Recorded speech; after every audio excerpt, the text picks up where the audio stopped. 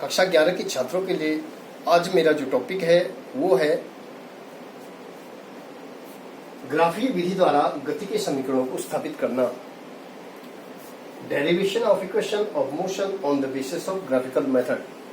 इससे पूर्व वाली वीडियो में मैंने आपको कलन मेथड के द्वारा गति के समीकरणों का किस प्रकार से सत्यापित किया जाता है एक समान त्वरण में, वो आपको बताया था। तो बच्चों, माना कोई वस्तु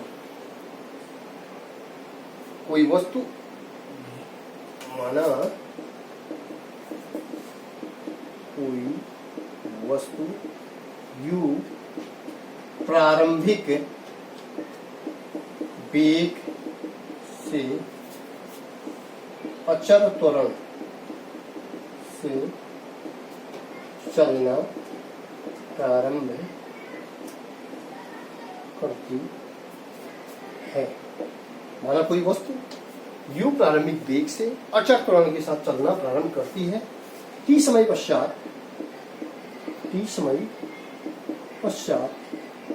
वस्तु का अंतिम वेग भी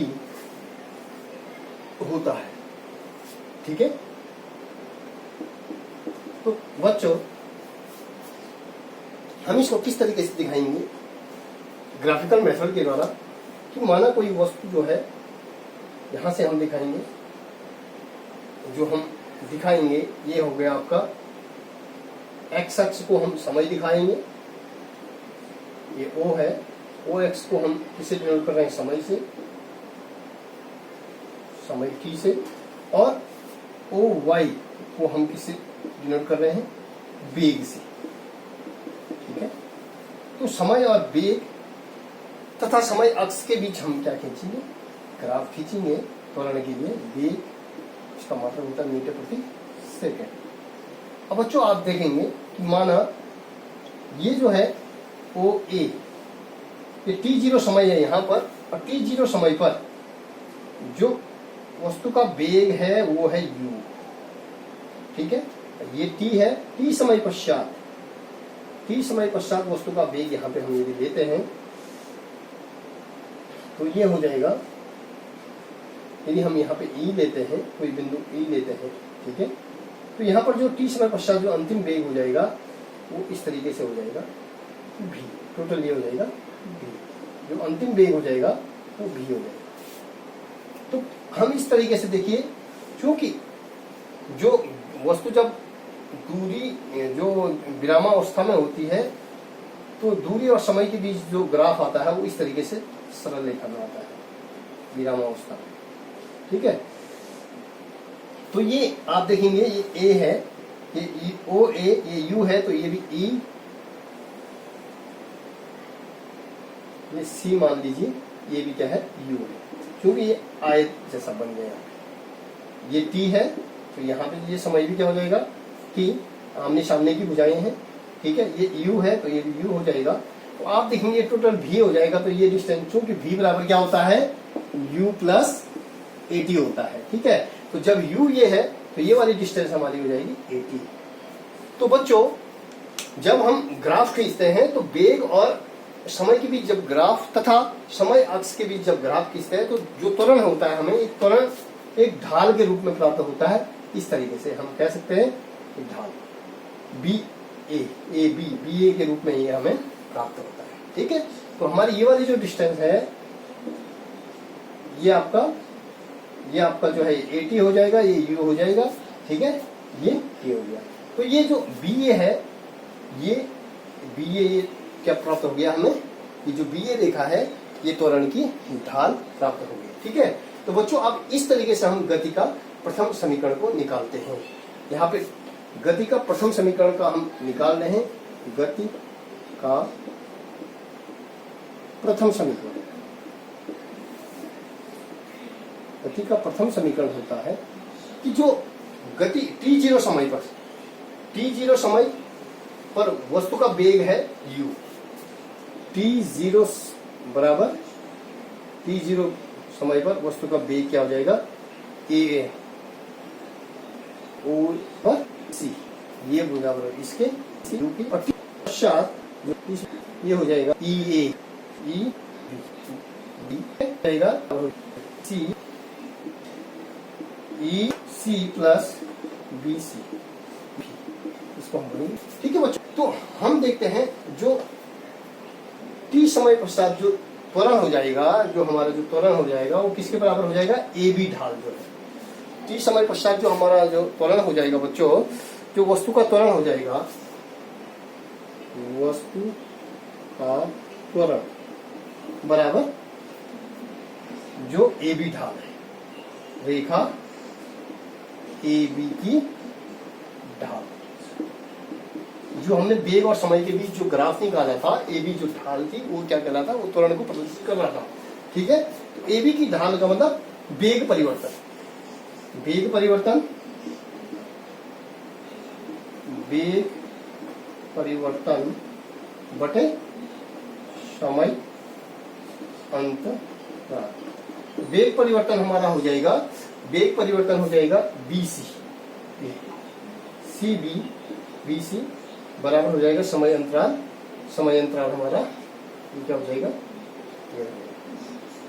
ठीक है, सी ए। ठीक है बच्चों, तो हम ये जो है वेग परिवर्तन, ये जो वेग परिवर्तन हो जाएगा, इसको हम देख सकते हैं वेग सी बी बराबर किसके हो जाएगा, E C plus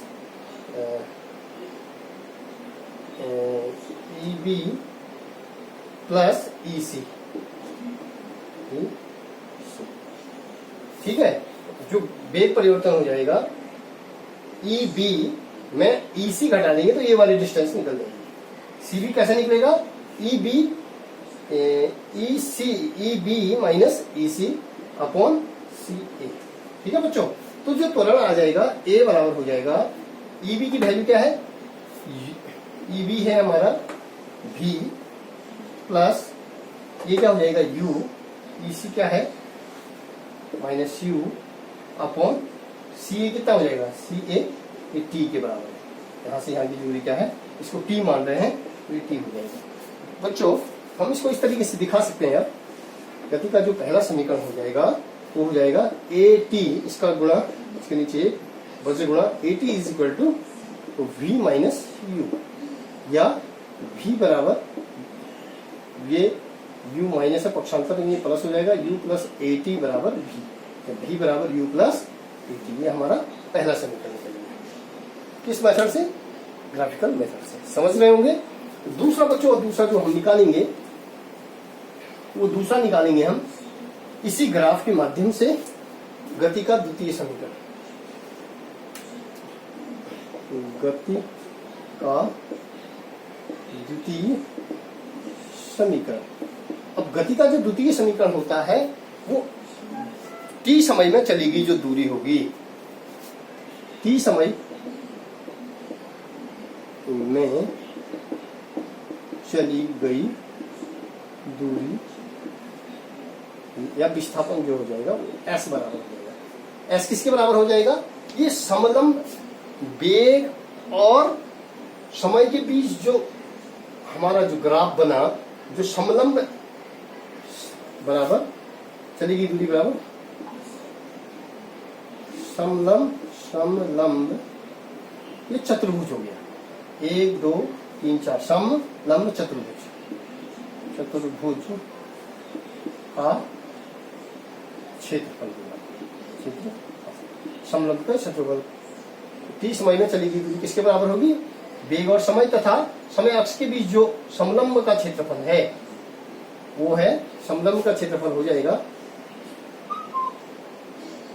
O A B E का क्षेत्रफल। ठीक है, क्षेत्रफल। तो बच्चों ये S बराबर हो जाएगा। अब इसका जो क्षेत्रफल होगा ये दो तरीके से आप देख रहे हैं, ये जो समलंब ए ओ ई बी का जो क्षेत्रफल होगा या ए बी ई ओ का जो क्षेत्रफल हो जाएगा वो दो, ये आप देख रहे हैं। एक तो हमारे पास ए ओ ई सी एक आयत है और एक समकोण त्रिभुज है, तो का क्षेत्रफल बराबर हो जाएगा इसका ए ओ ई सी अर्थात आयत का क्षेत्रफल प्लस त्रिभुज BAC का क्षेत्रफल। अब चूंकि BAC कैसा है, समकोण त्रिभुज है। कौन सा त्रिभुज है, समकोण त्रिभुज है। तो बच्चों ये हो जाएगा, आयत का क्षेत्रफल होता है चौड़ाई लंबाई OE गुणा गया लंबाई गुणा गया चौड़ाई OE गुणा गया OA प्लस इसका क्षेत्रफल हो जाएगा त्रिभुज ABC। चूंकि त्रिभुज ABC क्या है, समकोण त्रिभुज है, तो समकोण त्रिभुज का क्षेत्रफल होता है 1/2 आधार CA गुणा गया ऊंचाई CB। आप समझ रहे हैं बच्चों, ये जो है तो ये हो जाएगा OE। अब यहां पे समझ देखिए, OE क्या है, OE ये T है, OA क्या है, U है इंटू U, OA क्या है U प्लस हाफ, CA क्या है CA, ये भी T से हम डिनोट कर रहे हैं T इंटू B क्या है आपका CB क्या है, CB हमारा क्या है CB हमारा जो है ऊंचाई हो जाएगी, ये ऊंचाई हो जाएगी हमारी 80। क्योंकि ऊंचाई हमारी क्या है, ये इसकी डिस्टेंस है 80, ये हो जाएगा बच्चों 80। तो हम निकालेंगे बच्चों S बराबर UT plus half AT square. ये गति का दूसरा समीकरण निकल गया ग्राफ मेथड से। ग्राफ मेथड से जो समीकरण होगा वो हो जाएगा S बराबर UT plus half AT square. ठीक है, अब हम तीसरी चीज निकालेंगे, गति का तीसरा समीकरण। ये दूसरा समीकरण भी हमारा निकल गया, अब हम गति का तीसरा समीकरण निकाल रहे हैं। तो गति का तीसरा समीकरण, गति का जो तीसरा समीकरण होता है बच्चों वो होता है v स्क्वायर बराबर u स्क्वायर प्लस 2as। अब इसको निकालने के लिए हम करते हैं कि t समय में जो चली गई दूरी है, t समय में चली गई जो दूरी है वो क्या है, s है।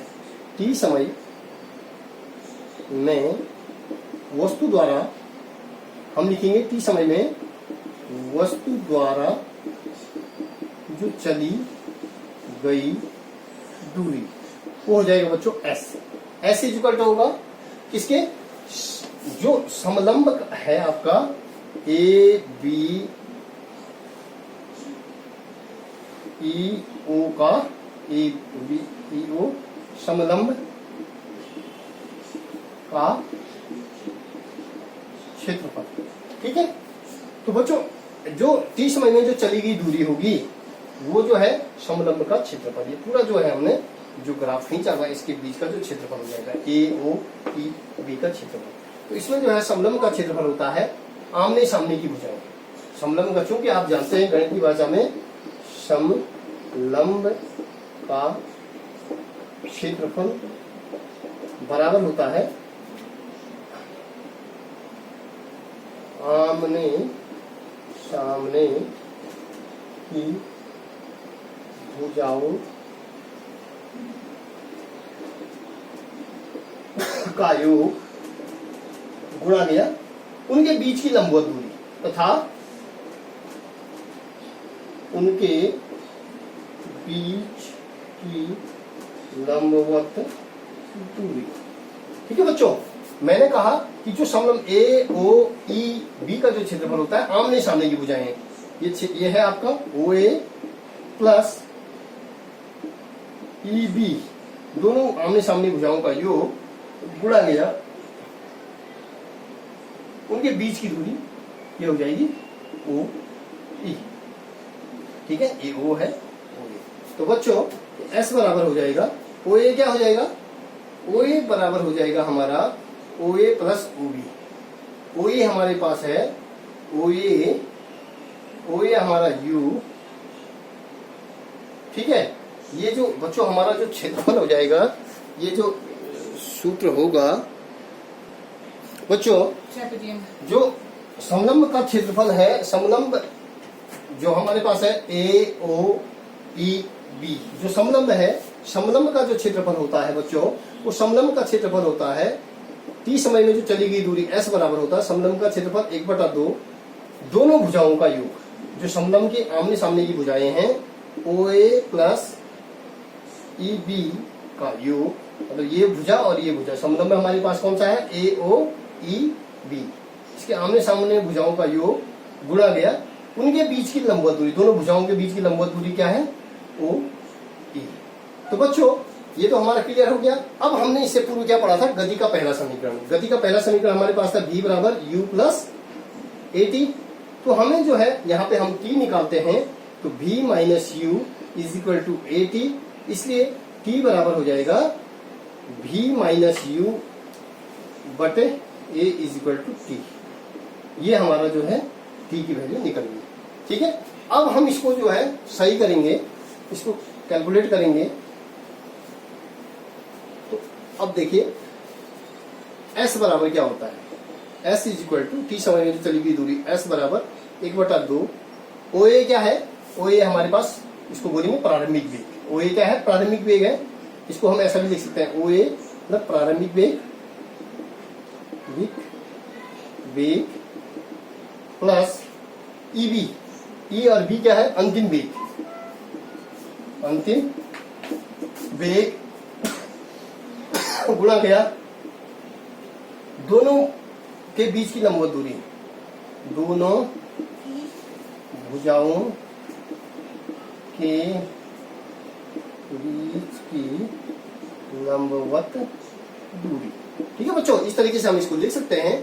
तो ये हो गया 1/2 प्रारंभिक वेग u, अंतिम वेग v, और जो वो अंतिम दूरी है, दोनों के बीच की जो अंतिम दूरी है वो है t।